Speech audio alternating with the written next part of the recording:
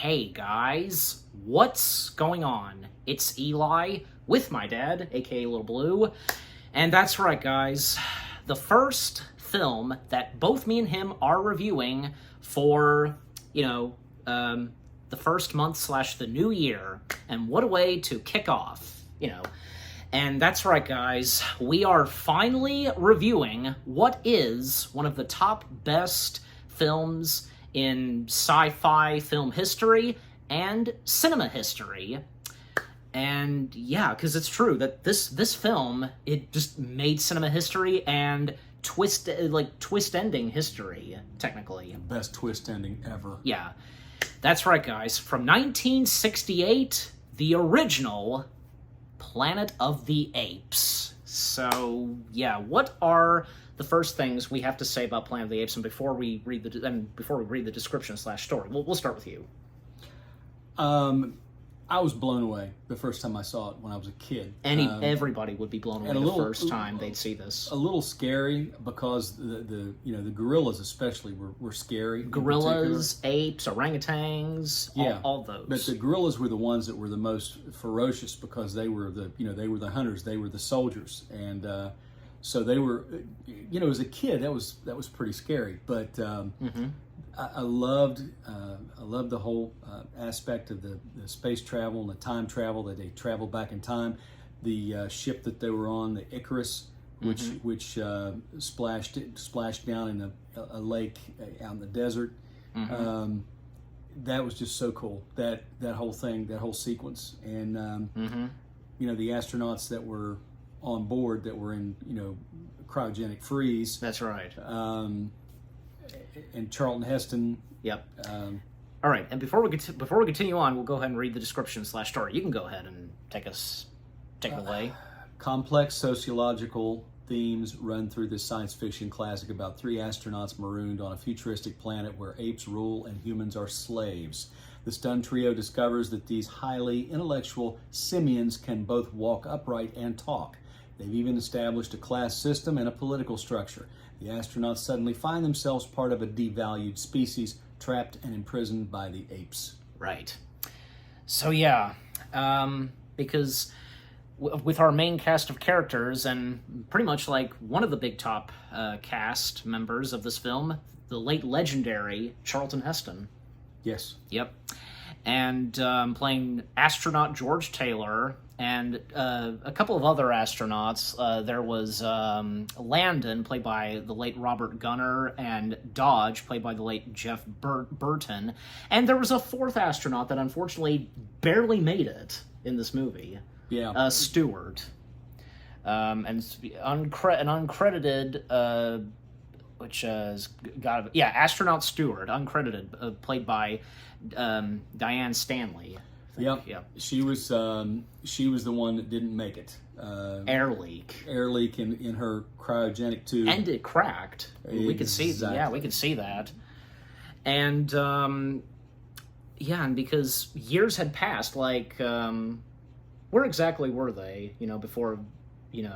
Well, they left Earth. Obviously, they took off from they lifted off from Earth, but they were apparently in space a long time, and something happened to the autopilot system in the ship and got them off track, and they went into some kind of a time warp. Yeah, and they ended up landing back on Earth. But they don't know it at first. No, they don't know it at first. Anybody who watches this movie for the first time doesn't know which planet this is that they're on until literally the very end of the movie. There's really nothing that makes it that really hardly reminds you of Earth, especially in the beginning, because of the desert land and the desert scape, and then then they do finally find life. They find greenery. They find on the ground, green grass, trees, everything, and they find water, fresh water. So and at one point they go for a swim and freshen up and such. Right, and their clothes are stolen by these other humans who are caveman-like, caveman-like, yeah, exactly. Yep. And already, because George has his eyes on one of these caveman-like people. Yeah. Yeah. and which he names her Nova, played by Linda Harrison. Exactly. Yep. And then, sure enough, because, well, chaos happens, the hunt begins. And he is, George Taylor is injured in his throat. Yeah. He can't talk for a while. And the other two astronauts, well, Dodge got shot, literally like by the neck, so he's done for. And Landon, he got captured, and well, the big reveal of the apes, we don't see them at first. Like, we see something like in like this field, and we see horses, and then we get the big reveal of these apes and this like ram horn that's playing, you know. Yeah. And by the way, the music, we have to talk about the music. We're already at the music by the one and only late legendary composer of music, Jerry Goldsmith. Yes, Jerry Goldsmith did an excellent job scoring that film. And I think the music piece in this movie, titled "The Hunt," that has to be one of my favorite pieces of music in this film. Yeah, very very tense, very emotionally driven, and it strikes fear into you. Exactly. That's what it's designed to do. Yep.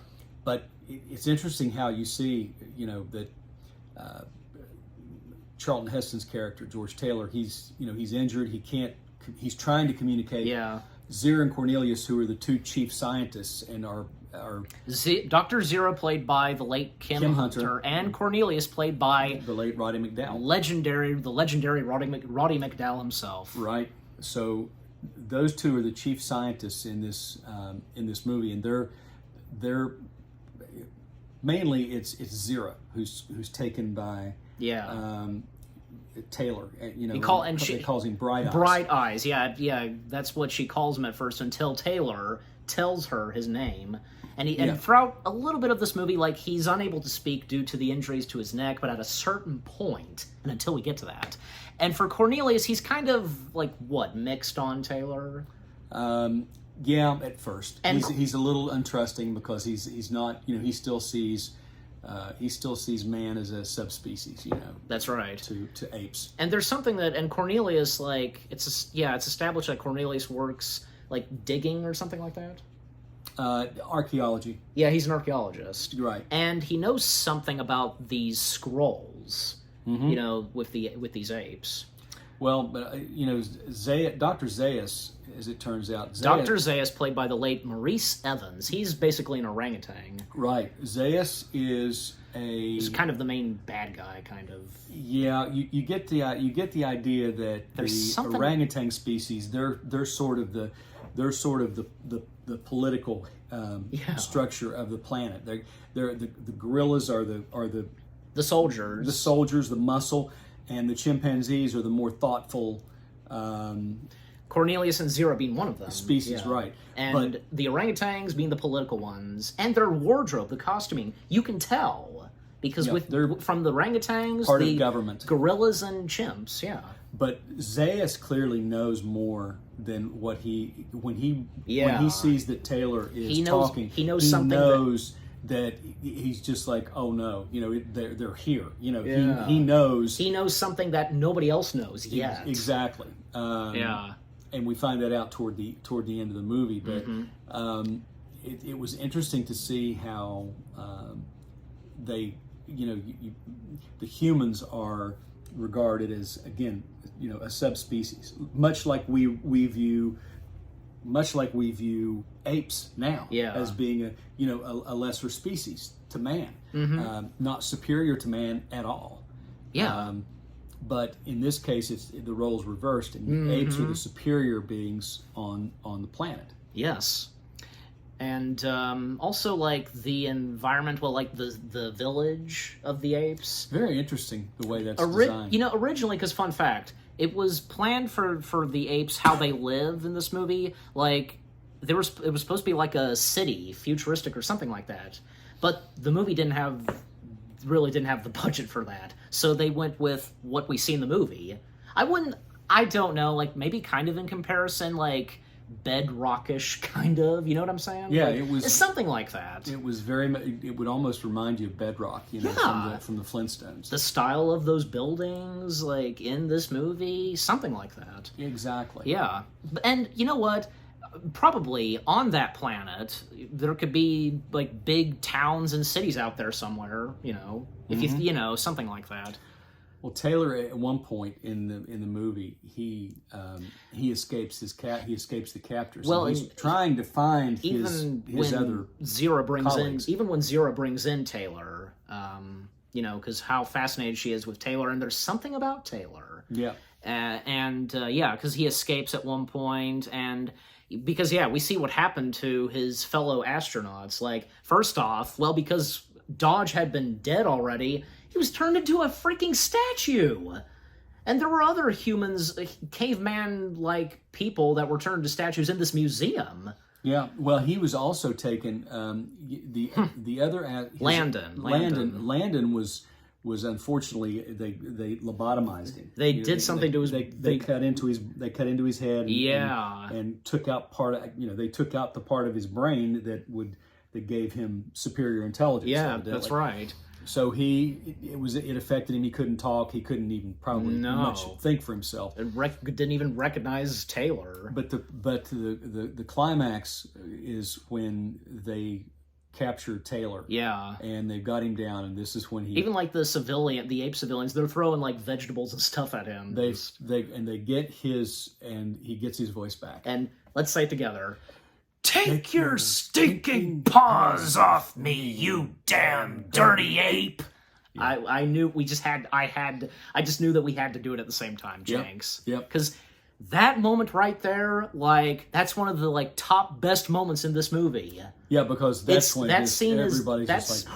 Yeah, and that's film history right there. One of them in this movie. Oh yeah, it definitely is. And so then. Dr. Zaius at that point, he knows. The cat's getting out of the bag one way or the other, and what he's been trying to hide from his fellow apes all this time, the secrets that he knows. Even like kind of, he does mention it and bring it up to Taylor in a way, like because there's a sequence where he and Taylor are having a conversation. Yeah, and especially because here's a fun fact. Especially like after Taylor got his voice back and when he's back in that cage and he's able to talk and he's interacting with Nova and did I ever tell you about Stewart, etc. And they're hosing him. It's kind of painful, don't you think? Like the power of the water. Yeah, it would be a little painful in him he couldn't hardly stand up. Yeah. And actually, while they were filming that, Charlton Heston was actually very sick during that. Really? Yeah, and it just somehow it worked in this movie, and I think and obviously they'd have to get Charlton Heston's approval for this, and why else? I mean, he's there in the movie, he's filming part of that movie while he's sick. And his delivery of dialogue, and after he gets hosed, like it's a madhouse, madhouse. Like that was good delivery of dialogue right there. It was very good, and that was one of them where because how sick he was, and especially with that freezing cold water. I think what I read it did say it was the water was cold when he was being hosed, and that just made him worse because of how ill he was. But you know what? That fits so well, and it worked for what was going on. Yep, I agree. With Taylor. I agree. It's one of those things, and it's happened in some other movies, so anything like that. Yeah. And there's even like a court hearing, right? Court hearing, and of course there's, it's a kangaroo court. It's already. Oh yeah. I think they do say that in the movie, a kangaroo. Yeah, it's the cards are already stacked against him. He doesn't have a chance. No, he doesn't. And they're, when he finally does get away, toward the end of the film, which is my favorite part, by the way, is when he finally gets inside that. And Cornelius takes him to this archaeological dig, and he's helped. Taylor is helped, getting out of his cage by Dr. Zira's nephew, Lucius. Right. Yeah, played by Lou Wagner. Right. So we get Lucius and helps break Taylor out, and even knocking out one of the gorilla guards. And it was really cool, like that one shot where that one gorilla was like smoking a cigar, Yeah. Yeah, that was cool. And Taylor, he insisted on, taking Nova with him, and Lucius told him that, Zero doesn't want your female companion, I want her. So, yeah. And you know what? Throughout the entire movie, Nova does not speak a word. Nope. Because, hey, all we get of Nova is, like, her facial expressions. And, Linda Harris, she nailed it with the performance of Nova. And yeah, so basically, and what happens is that Zira, Cornelius, and Lucius, counting, they basically become fugitives. Yep. Yeah, they become fugitives, and by helping Taylor and along with Nova, so they get to the archaeological dig eventually. And there's one thing we can't forget to mention: the Forbidden Zone. The Forbidden Zone, which is where they're and Taylor even asks Cornelius what the Forbidden Zone, what's the Forbidden Zone is all about. So yeah, and part of the reason it's a Forbidden Zone is because there's evidence there to show that man was at one time superior. And there's even scarecrows that we see at the beginning of the film when they arrive. So to scare off, the scarecrows are for to scare off anybody entering the Forbidden Zone, or what exactly? Do you know? That's what I would. Sounds about right. That's what I would guess. Yeah. But they make it into the Forbidden Zone. They make it to this archaeological dig, and this is when they find, and of course they end up getting surrounded by the gorillas. But when they're inside that cave, yep, it's when they discover that talking baby doll. Well, and the fact that Dr. Zaius was there too. And because even like, Dr. Zaius and the gorillas, they chased after them, and there was an ambush, and because what they discover, and again, what Cornelius knew about those scrolls, well, something that happened before the scrolls, and that baby doll, and what else? There were other artifacts that they saw in there, and if I'm not mistaken, it looked like it was. At one time, it looked like it had been a train station or a subway or something. It was underground. So I'm trying to remember exactly what it was, but I do know that there were a lot of there were artifacts there that pointed to, a higher civilization. And it was strange that the civilization that they were in, the way the apes lived, their houses, which were really just not much above, just barely beyond primitive. Yeah. And they were primitive, really. The architecture was simple. It wasn't anything, wasn't any engineering feat, really. No. But then when they went into that cave and he saw those, the structures, it was clear that this was a superior civilization at one time, but it was in ruin. They find the baby doll. Yep. And it says "Mama." Yeah, because I think Nova was playing with it and set off the baby doll. Yeah. Mama, like a human baby that talks, and so it's like, what's this? They're all startled. Exactly. And Taylor questions, I think, to Dr. Zaius about, can an ape toy, like, or an ape, however he says, talk, like, if you remember what he said. Well, and then when he and Nova leave out on their own.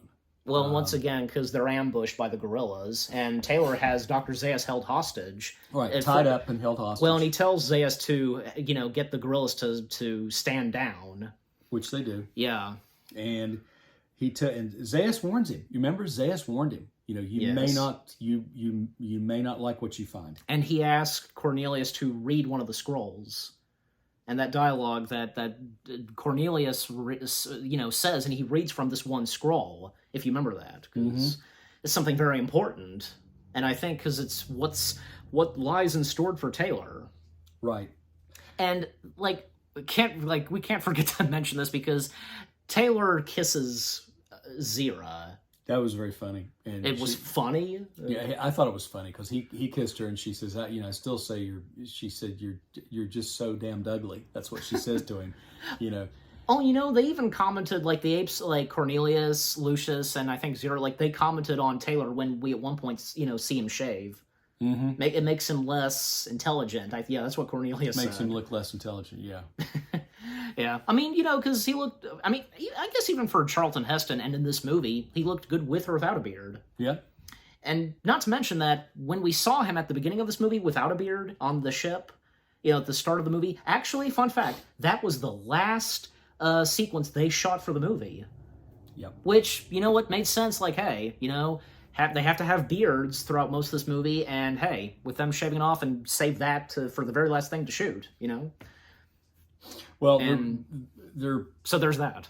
so they take off. And Nova and Taylor, they take off together on horseback. And the cave is blown up. Cave is blown up, hiding any evidence, thanks to Dr. Zaius. Like, he still wants nobody to know about the truth. Yeah, the truth. Only Cornelius, Zero, and Lucius counting, they know the truth, and so does Taylor. Right. And Nova. So Taylor and Nova strike out on their own. Yeah. I'm surprised that we didn't get a shot of them hearing the cave blown up. Yeah, I don't know. They weren't that far away. Yeah, I know. They could have easily done a shot where they do hear the cave blown up, and probably because Taylor, he would have known what happened. They just would have been, I guess, kind of pissed off. So right, that they could have easily done that. So let's get to the pinnacle moment, right? Shall we? Of course we have to, and saved it for the best for last.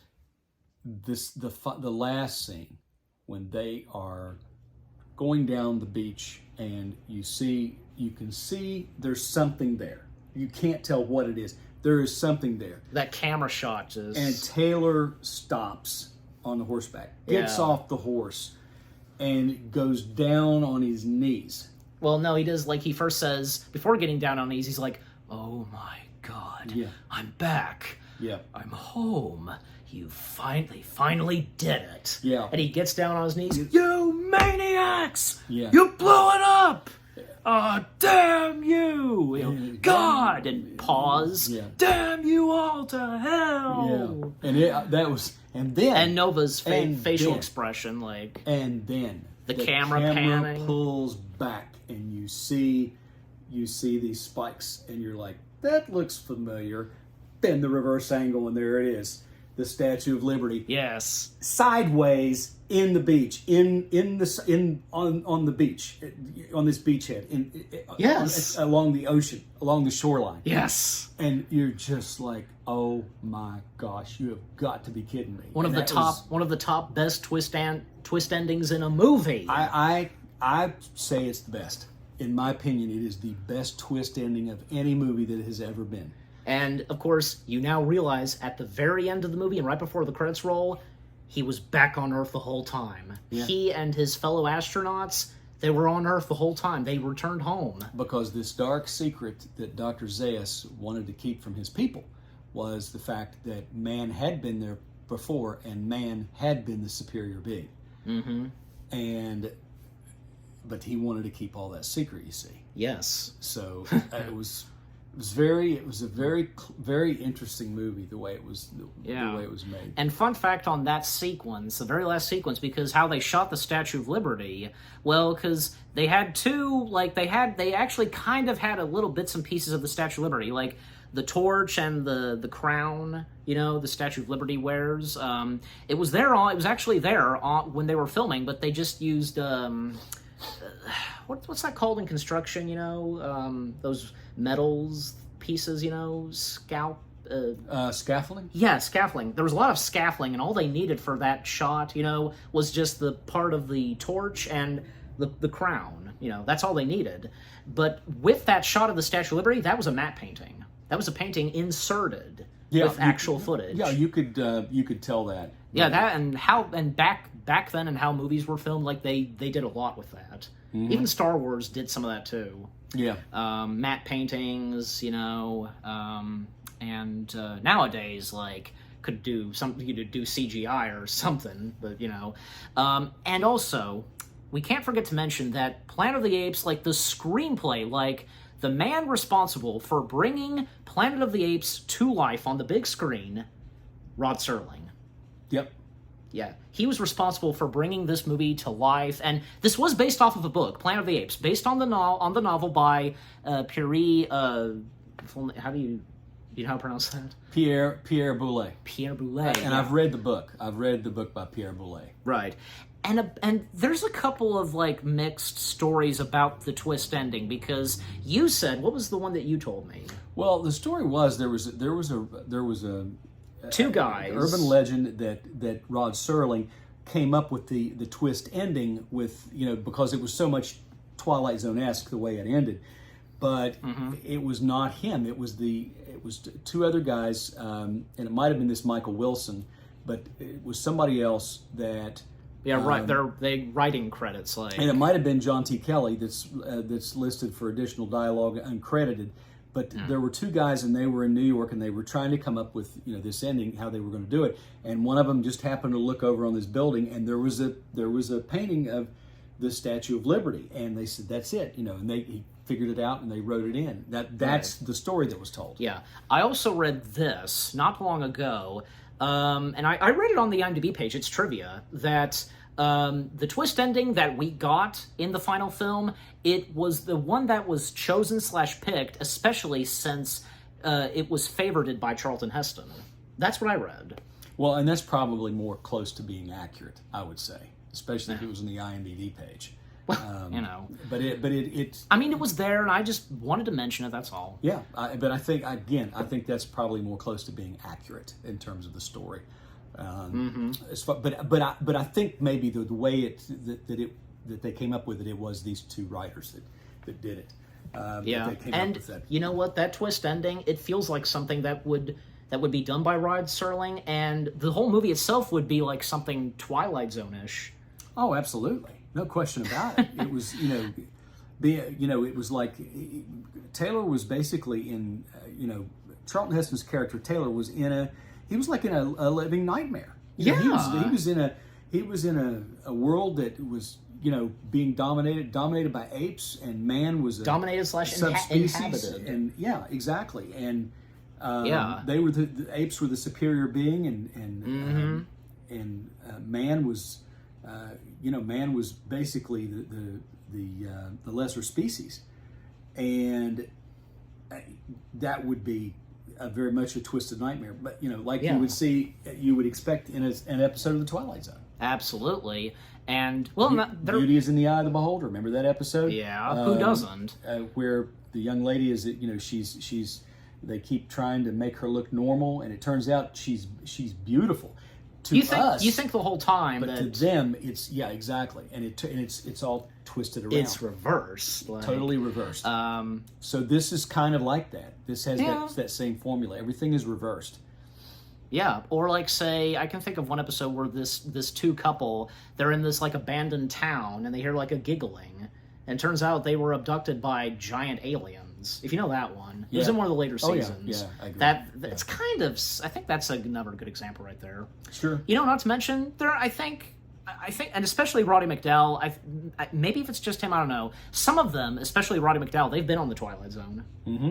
But I think, Roddy McDowall, I know he's been in an episode of the Twilight Zone, and he would be in the very first story of the Night Gallery. Yes. We all know that one. Absolutely. And if you know Night Gallery, and any of you who are hardcore Rod Serling fans, Night Gallery was an awesome show. Yeah. Awesome show. And we can't forget to mention the makeup for the ape characters. Fantastic. Amazing. Better than any CGI that I've ever seen. Even when Tim Burton's Planet of the Apes happened, well, the makeup looked fantastic in that too. Yeah. Yeah.